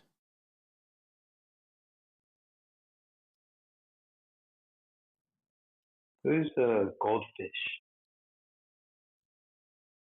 Who's Goldfish? That's me. What's up? Why don't you introduce yourself to some of the guys that don't know you? I'm from Australia. That's it. That's all you have to say. Oh, Yeah, that's that's right. Welcome back. Thank you. I'm happy these All arrived. right, I'm just gonna drop off and just listen. So that was legitimately fun for me, that conversation. I want people to understand the Christian worldview. Just taking this back to a more channel perspective, so I generally want people to understand the Christian worldview, and then I want people to know that they can distinguish between various things Christians can say. So Christians internally can be in disagreement with one another, and that doesn't impact our passion for the gospel, our belief that Jesus is the only way to save and does save people. But there's practical matters where you will get Christian theologians and intellectuals who will disagree on some things, and there's room for that. There's room to be wrong. There's room to be right. There's room to be neutral on a subject, and you go, well, this is not something that the Bible suggests one way or another, and Christians can just believe whatever. And I hope that I try to do that as fairly and to the best of my abilities for my viewers. That, hey, when we talk about objective morals, that doesn't mean we think every single societal law or something like that comes from an objectively moral standards or something. Or you can be someone who thinks you can be a Christian who thinks something is immoral in relation to God, let's say, but you don't think societally we should be punishing people for doing that. So again, I try to present that as best as I can, because ultimately at the end of the day, I want people to go away, and the decision that I want them to wrestle with and the decision that I want them to make is whether they want to follow Jesus or not. There's secondary issues, there's tertiary issues when it comes to Christianity that Christians internally disagree about, and that is okay. My heart is to preach the gospel. At the end of the day, that's what if you're doing apologetics and you don't have a heart for what I would call evangelism, you're probably doing apologetics wrong. Okay, so I hope for the believers and the unbelievers that watch this channel and that interact with us, you kind of see that. You see me try to present that as best as I can, and then again, I could be wrong. But I'm not like intentionally trying to be deceptive, right? So I don't want somebody taking clips from my channel and Christian apologist exposed. He believes in relativism.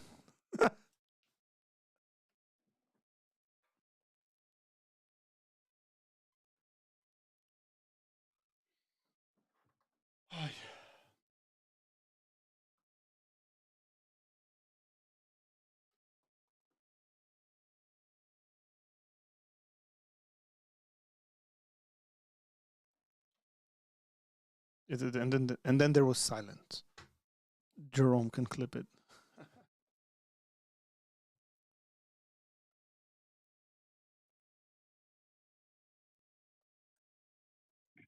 Why do you think I would clip that?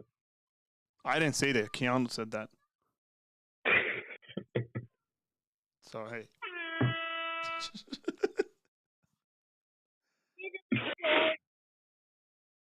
What is relativism bad? When it comes to food, relativism is extremely good.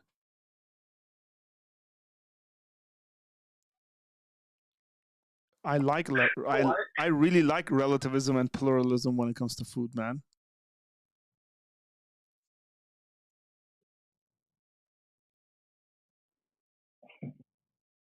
So again, I'm saying that in jest. Yeah. What Thank kinds of relativism do you not like? the moral kinds. Relativism when it comes to morality, relativism when it comes to truth, I think is extremely bad and dangerous and incorrect. So when people say statements like there are no absolute truths, the morality one is a lot more complicated, I think. And there's a lot more wiggle room within the moral, ethical conversations as opposed to the conversations about truth. So I've heard people say things like there is no absolute truth and not realize, like not even stop to process what they are That's saying. an absolute truth. Yeah. Or that's not an absolute truth. Yeah. Well, yeah, that's the thing. It's like you very simply ask someone like that, hey, is that absolutely true? And then they'll look at you and they'll look at you funny. And what are they going to say? Yes. So there are absolute truth. There's at least one. They say no, then why are you uttering that statement? Right? Why should we even listen to you if it's a self-defeating statement? So either way, you end up being right. I think it could be coherent. Someone that's like almost relativism, right? Where coherentism is the only claim that's absolutely true and not relativism is true. So yeah, I mean, look, there's within epistemology, there's very complicated systems like coherentism, but those aren't like the question was: is relativism, bad? I think generally speaking, relativism in the way that it's communicated. Can you guys hear my kids in the background? Oh, that was your kid? They're very loud for some reason, and for some reason they're right next to my office right now. I couldn't, but one of my dogs is barking, and you might have heard my kid in the background. Yeah, I thought it was your kid. Yeah, no, the thing is that sometimes like I can hear him in my monitoring earphones, but I realize that you guys can't hear him, like the general public can't, for whatever reason, the way the mic works. But yeah, so I would say relativism when it comes to the truth sense is really, it's incorrect. I mean, bad seems to be like a moral judgment on the subject, so I try to not say it's bad, or even like practically. Would relativism in the truth sense be practically wrong? Yes, I think so. We wouldn't be able to do much in society. And I think nobody really functions like that. Nobody lives their life as though everything is relative. Nobody lives their life as though truth generally with a big T is relative. But people make those statements all the time. What do you mean by relative there, though? Situational. That truth is based on so relativism is generally defined as a matter is considered to be true or false based on social, historical, situational context.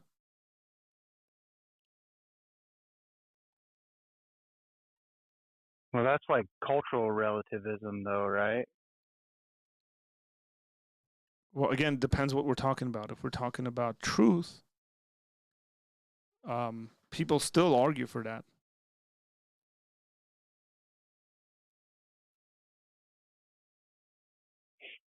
Right, but someone could say, like, what's true is relative to just what I think is true. Something like that. Correct. Depends on what we're talking about. So is 2 + 2 true because of what you think about it, or is it true? 2 plus 2 being 4.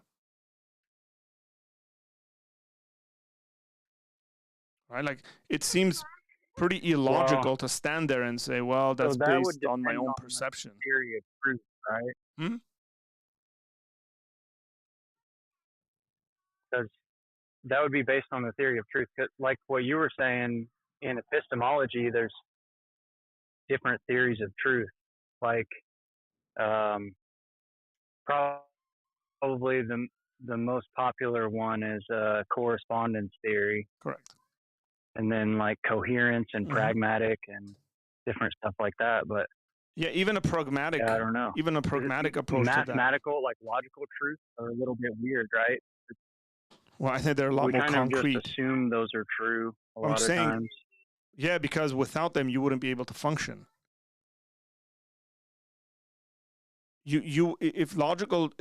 If the laws of logic, let's just say the 3 basic ones, were denied, you wouldn't be able even to utter the statement, the laws of logic are relative.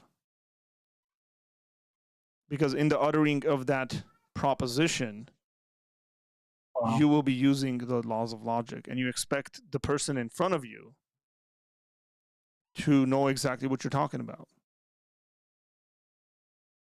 So this is just something we can't run away from. I mean, you can have whatever theory of truth you want. If somebody who believes in, if somebody believes in a correspondence theory of truth or the coherent view or something like that, if they're like, hey, I think my theory is correct because of X, Y, and Z, or my theory is better than the opposition theory, in just saying that, they're using the laws of logic. They're using excluded middle, they're using law of non-contradiction, they're using identity. So I just think it's a lot better for all of us if we go, yeah, these are kind of the brute facts of reality.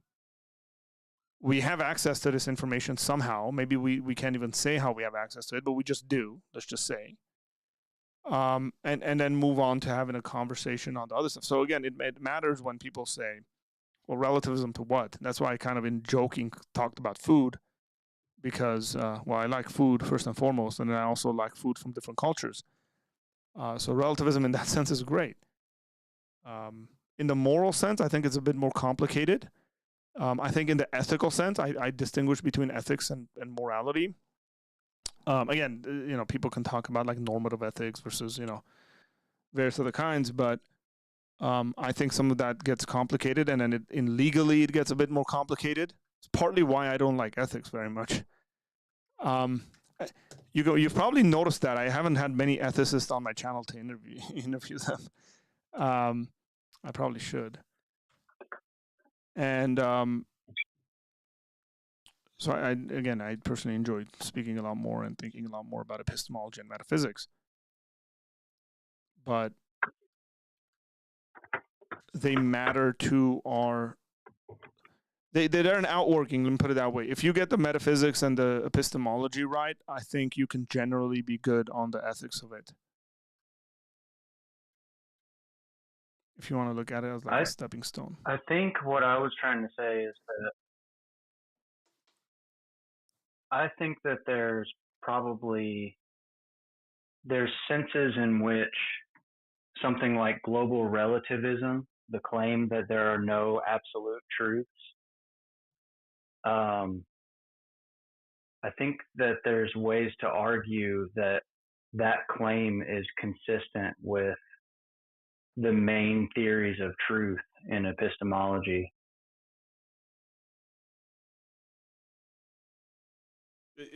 Can you mention some ways or a way or something like that, how that would be consistent? Well, it's a little complicated, but like if we go with coherence theory, one of the main objections to coherence theory in epistemology is that it entails relativism, and people use that as a what do you call that? A reductio. Mm-hmm. Eras Asadorian, FaceTime audio. Sorry, guys. The theory of truth, where you're saying a statement is true relative to like sort of other things we think are true, but it's like relative to, I guess there's a lot of different ways to talk about it, but you could say it's like relative to other scientific theories if you're talking about philosophy of science. So I think like coherence theory is straightforwardly pretty consistent with relativism. So that's kind of the easy one. But then there's something like pragmatic. And I mean, depending on, I don't even know that I understand pragmatism that well. I don't think the It seems like pragmatists kind of a understand weird pragmatism very theory. well. Yeah, I'm not too sure about that one in general. And I think yeah, pragmatism it doesn't actually falls seem like apart. pragmatists are talking about truth. Yeah, they're not. They're talking about what works. Yeah, so maybe we might agree on that. Yeah, I would agree with you. I think We might agree pragmatism on is that very weak. completely. The So, sad reality is a lot of people I yeah, meet are actually so then pragmatists. you could, let's say we agree that, yeah, and sorry again, I have a delay on I my know. internet, so That's okay. I can't help kind of over talking. It's not intentional. That's fine. I would prefer to not do that. But so me and you might agree that pragmatism is sort of like, it's just, you could also say it's straightforwardly relative too, right? Because it's sort of like dependent on what your goals are or whatever, right?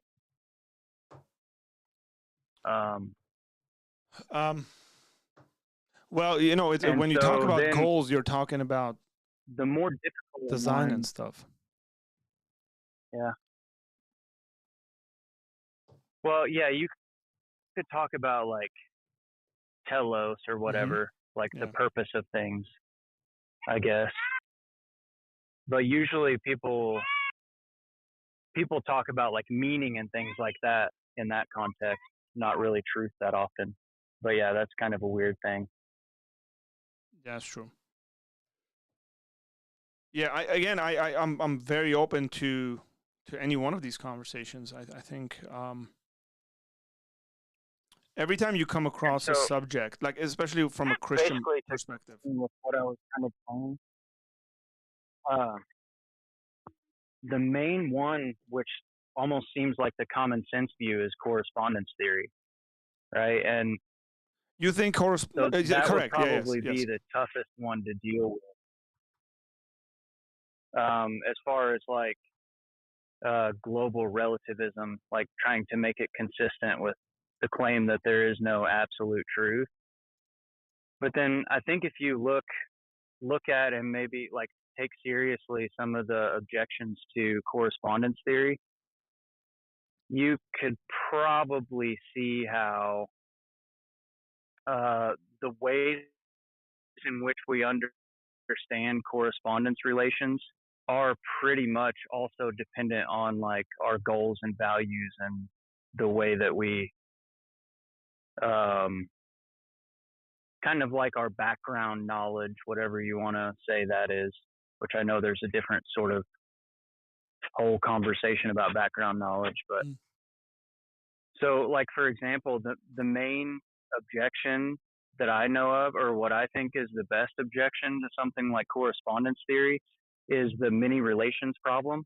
And it basically, if you think about, I think a good analogy to it is if you look at like a digital image, you could say in a way that corresponds to like a picture of reality. Mm-hmm. So looking at that image, you could say in some sense it's kind of like a true representation of reality. But then you can take, say, digitally on a computer, you could invert the colors and make a negative image of it. And that also corresponds basically in the complete inverse way, right? But the inverted color scheme, we wouldn't want to say that that is necessarily like a true representation of like objective reality, right? And remember that something like global relativism, it's not necessarily saying that there is no objective truth. It's more like language. It's almost like a philosophy of language type of claim. Correct. It's more like saying our language doesn't actually capture and pick out like really objectively true things, right? So the thing about like the negative image and a quote normal digital image, it's essentially an analogy to like a truth making relation and a false making relation. Mm-hmm. So obviously like the normal unaltered digital image would be representative of a truth making relation. So like if you say a sentence and it corresponds to a true state of reality, then that sentence is true. But correspondence can be understood in terms of truth making or false making. So like the negative image very obviously corresponds, but not in a truth making relation. Correct. I wonder if there's a negative. So essentially, it's a way to say that basically the point of that analogy is kind of to show that the truth-making relations can correspond just as strongly as the false-making relations.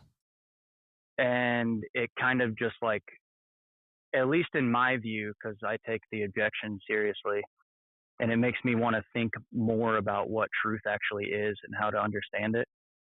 Sure. It seems like it completely obliterates the sense in which correspondence theory is useful, because it's, if like a false statement corresponding in a false making sense to a true state of reality corresponds just as much as a truth making relation, then the only response seems to be that the person that wants to argue for correspondence theory would have to say that only the truth-making relations actually make the statement true. But then that's circular. Then you're just saying a true statement is true. Yeah. So let me ask you this, and again, this kind of comes down to, like, let me start from the beginning.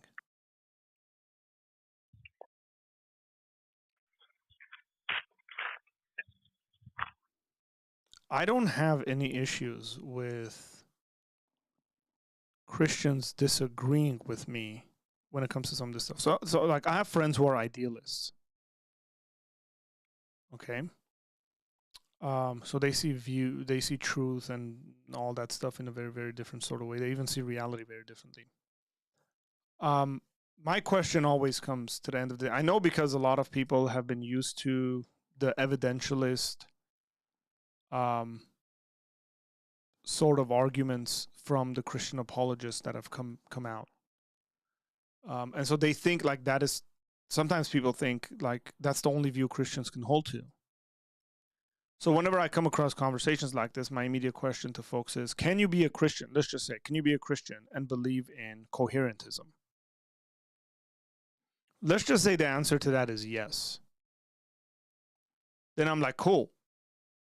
So like so I would like to know, like whenever I talk to people, I say, okay, what's stopping you? Like, is that actually the thing that's stopping you from becoming a Christian? Is my correspondence theory of truth stopping you from being a Christian? Like, you're like, hey, I hold to a coherence theory of truth. Oh yeah. Right. Like, and if somebody, and if my response is, dude, you can be a Christian and hold to that view.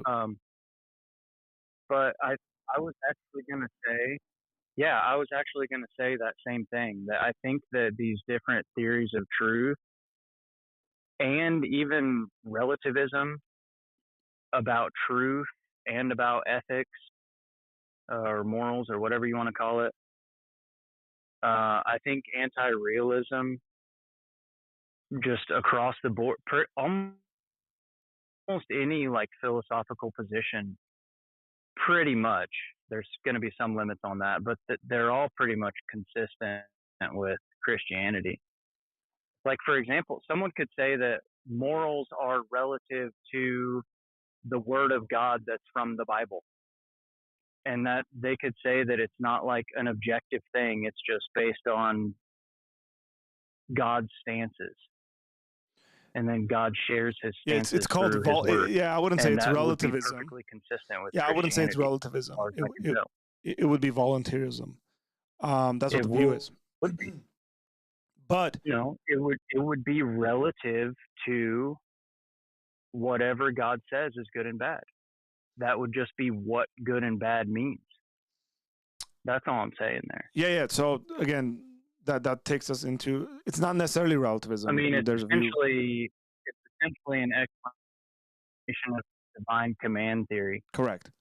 Yeah. And so that is like, not every Christian believes in divine command saying theory. that moral truth is relative to God's stances. So, yeah, I'm not saying they all do. I'm saying it's consistent with Christianity. That was my main point there. Yeah, like I would agree with the vast majority of the things you just said. Okay. I think this is partly why we get in church history Christians who are Platonists and Christians who are Aristotelians, like in regards to the metaphysics of it, right? And this is why we get someone like an Alvin Plantinga who develops this view called Reformed epistemology, or does it well, and he's got his view of doing that, his own methodology of what truth looks like and how you argue for it, as opposed to the evidentialist, as opposed to X, Y, and Z. Here's what I don't want, and again, this is my heart and kind of the direction that this channel is in, and the direction that this the ministry is generally in. I don't want to create unnecessary obstacles to someone coming to know the gospel and believing in Jesus. Like, I have no issue with my Christian friends who are, let's just say, presuppositionalists. I still think presuppositionalism isn't right, but they're still Christians. And if you can hold to that and be a Christian, then we can have those conversations for edification. We can have those conversations for kind of challenging one another, or even debating with one another. Like, I'm completely fine with that. But if it's a stumbling block from someone to become a Christian, then I want to communicate that idea well enough to say, hey, you can still hold to that. Now, there might be things they can't hold to. Like, they're very clearly, like, in my mind, like they can't hold to, certain practices, worshiping other gods alongside Jesus. Like, these are things I think are non-negotiable. Like, you just can't do that stuff. But there's a good amount of stuff that I see people talk about, and they just don't know any better. They think like, oh, if I continue to do that, or if I believe that, that means I can't be a Christian. Especially when it comes to some of these more kind of detailed philosophical conversations. And I just want to say, hey, be well thought out. And you can ask questions of like whether that thing is biblically, it corresponds. Is that what the Bible teaches? Is that what the Bible suggests? Is that something that maybe the Bible is silent on? And then we can have those discussions. And Christians have had these discussions and will have these discussions forevermore. Maybe we won't in eternity. But the church history has very clearly proven that Christians have been on different sides on these issues, but they're nonetheless Christians. There's a lot of misconceptions, I think, amongst atheists and agnostics in the sense that the stuff they're rejecting, I would say, is a certain view held by certain Christians that they're rejecting, but it's not Christianity. Right? But what they're doing is that in rejecting that, they're also rejecting Christianity. And I sort of want to step in there and say, hey, if you don't want to be an evidentialist, you don't have to be. You can still be a Christian. And I want to kind of break that barrier. So that's just kind of my heart on that.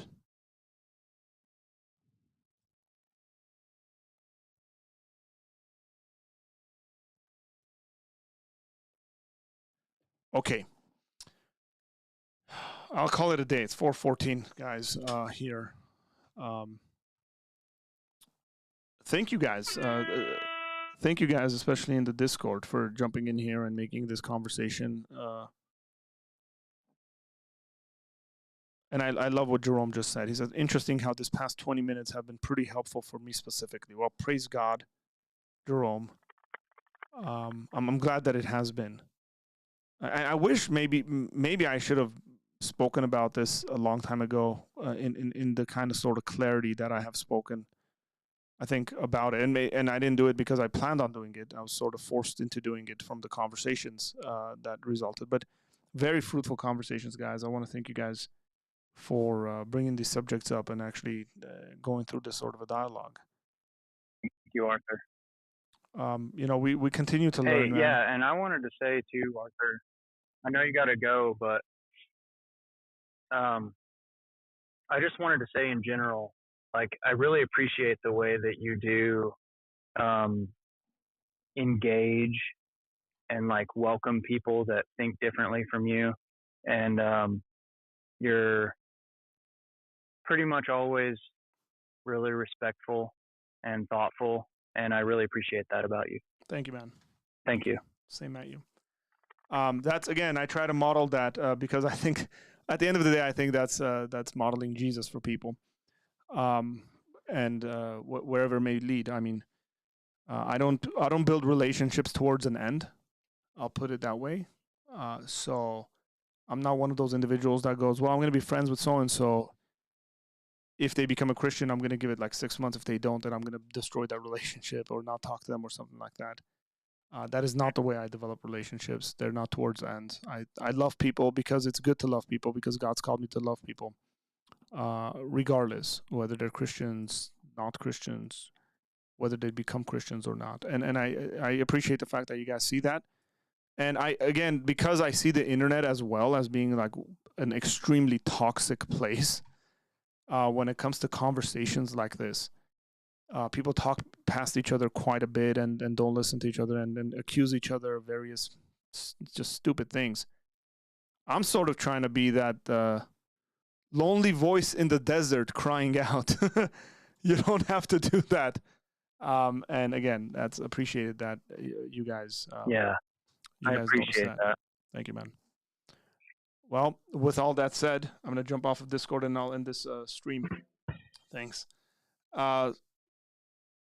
Folks, it's been a brilliant day. I think it's been really cool, very fruitful conversations. If you just joined us, like David just came back, go back and watch the stream. I've been blessed by it quite a bit. And I hope it's been a blessing to you. Hope you guys have a really, really good weekend. Enjoy it. If you're a Christian, go to church. If you're not a Christian, go to church. It might be good for you.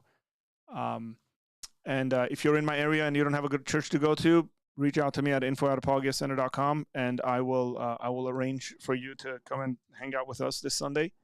We'd love to have you. Also, if you're on Patreon, please go and vote on the the little poll I put out in regards to Bible studies, because it's currently at a tie. And we need some tiebreakers in there in regards to when we're going to have the Bible studies. We want to have that. I'll send out another message on Patreon for all the folks. And with all that said, have a great weekend. God bless you guys. See you guys Monday.